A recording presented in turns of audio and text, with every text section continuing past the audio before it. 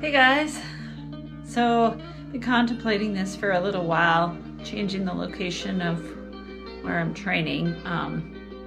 Got a kiddo in college and he moved out.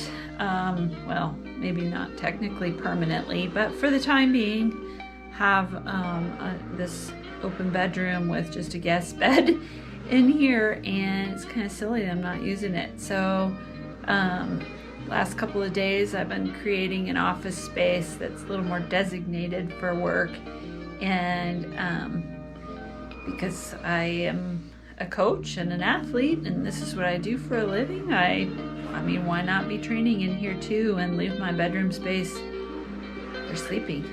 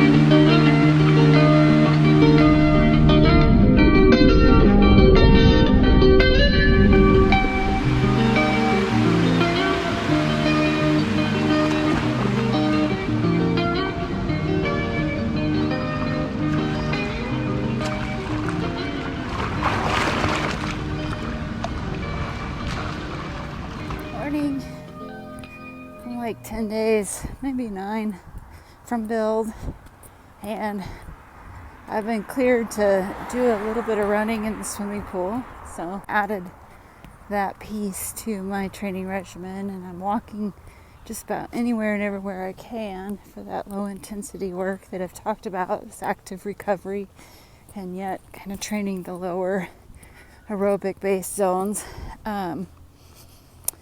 Also because gas prices are so fleeping ridiculously high.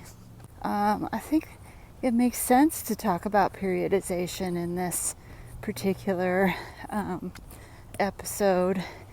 And I've got some folks that'll be racing in 2.5 weeks, and they're in peak training right now, which means a lot of high intensity glycogen depletion workouts followed with a lot of recovery that's asked of them, and it's a real departure from what they're used to, but I'm sure that they're glad for that recovery piece. And so, I just want to keep reiterating that part of training. I think triathletes and ultra athletes and tour cyclists and all of us who do these long things think that resting is detrimental to our fitness. And I mean, it is if the couch is like your favorite thing. You don't want to go prone the moment you stop training, and you don't want to train hard every day. There needs to be a balance. There needs to be an ebb and flow, hard efforts, and then some sort of middle of the road efforts, and then this low intensity recovery stuff. So think about the balance of how you're putting together your training.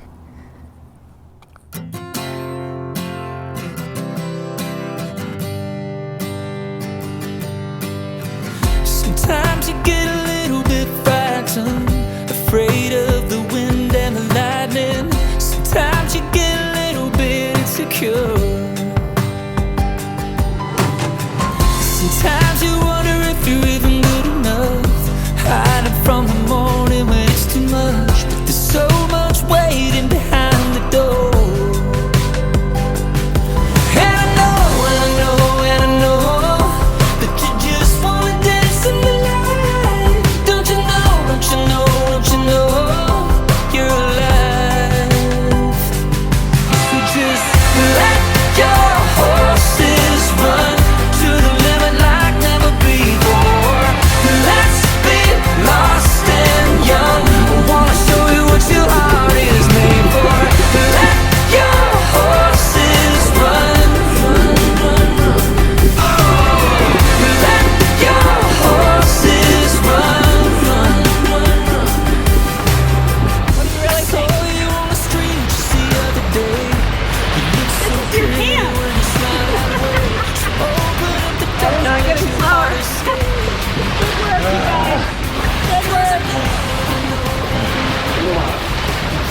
getting slower. Yeah, that's to be expected. Good job, you guys. Way to try to hang on. Polarization and how to kind of set up your training with macrocycles. Alluded to it yesterday as I was walking home from the swimming pool where I'd done a pool run and a swim that had some intervals in it, and I'll show you a slide here in a little bit on that swim. But basically I use a theory called polarized training, and there's lots and lots of research out there. So if you were to Google it, definitely, I mean, so much sourcing that you probably wouldn't know where to start.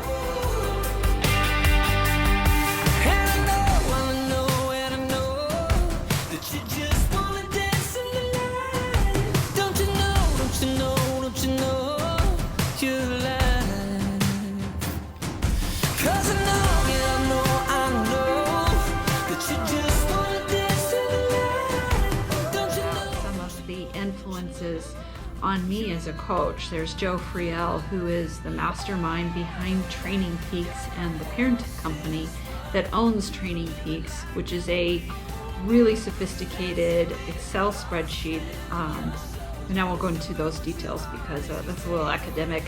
Now I'm trying to keep this sort of grassroots for you guys. But nonetheless, polarization is a term that talks about 80% at one effort and 20% at the other, and it's polarized ends. We want to work 80% down here and 20% up here, but as we approach an event, we kind of want to start shifting that focus so that as we get right close to the event, now we're doing 80% at high intensity and 20% at low intensity, but we've got to shift the volume to be appropriate so you don't get people hurt. So we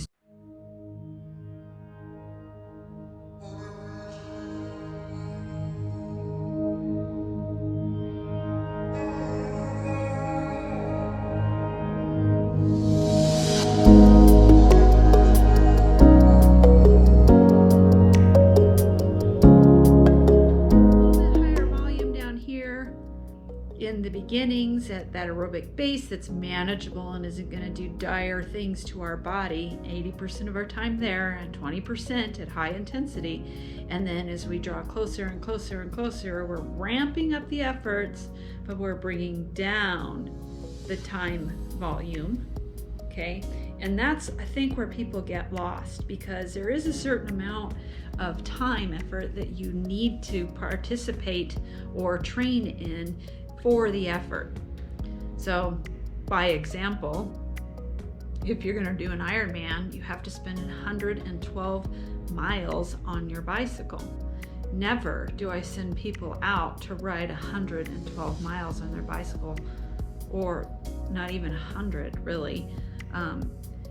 Kind of try to get to about 75% of that, and then quickly dial back down as the intensity is ramping way up into peak and taper. So the methodology keeps people's hormones safer. Sleep is not nearly as disrupted. It's more conducive for time management. And then, like, the most important things are the things that are connected to our health, our immune system, and the body's ability to actually move without sustaining injury.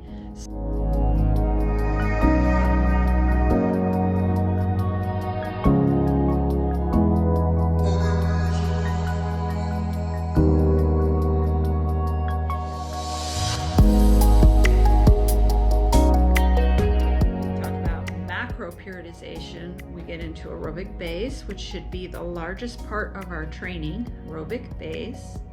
And then as we get closer to the event, we're going to do a little bit more time, well, a little bit more percentage in tempo, but less time. So now we have this sort of middle box, but it's got to be somewhat close to the event because it's pushing us to peak fitness. And then we've got this little box up here that is to push that heart rate reserve up at threshold so that our pulse rate at various efforts of work way down low here, all the way to as high as our body can maintain for heart rate reserve. And so what that does then is it gives us all these gears that we can rely upon to do the efforts that are appropriate for the distance and yet still maintain health in the body. Okay, so looking at that last slide, that was 28 days of heart rate data, and it's a little bit on the high side when it comes to zone 1 efforts, and that's partially due to the fact that I'm doing all of my run training in the swimming pool right now, and I just can't move fast enough to push my heart rate up to threshold. So until I get clearance to be back on the track for some speed work, that's going to be the way it looks, because putting those high intensity efforts elsewhere into my swim and my bike will be detrimental to those things and isn't necessarily going to give me crossover into run fitness. So for now, I'm doing what I'm allowed to do, and trusting that I am keeping myself not only mobile and healthy in that respect, but I'm also staying out of the overtraining syndrome. And summer comes and I look to no one till the leaves start changing color. Then I'll pray too long. So I don't want to get lost in the weeds with you guys and give you too much academic knowledge that you kind of can't really grasp. Some of this is probably easy for a few of you, and then it's possible that some of this is just like outside your realm of understanding. And I would encourage you to start educating yourself about this theory.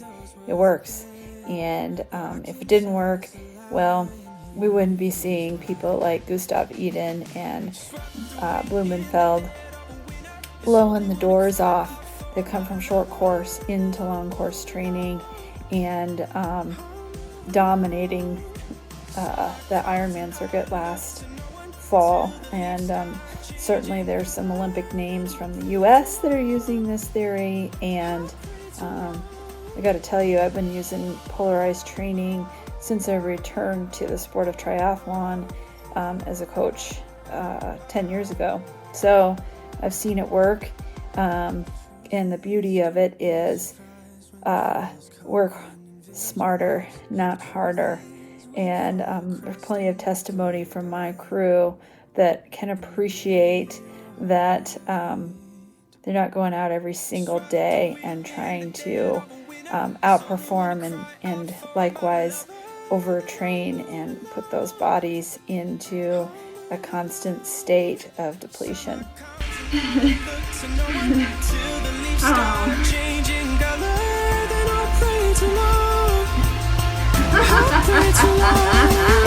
Swept the wind in the dead of a winter. It's only when I cry out for my lover that I'll move along. Summer comes and I look to no one till the leaves start changing color. Then I'll pray too long. I'll pray too long. Truth is, don't be surprised when trials come and invade your life.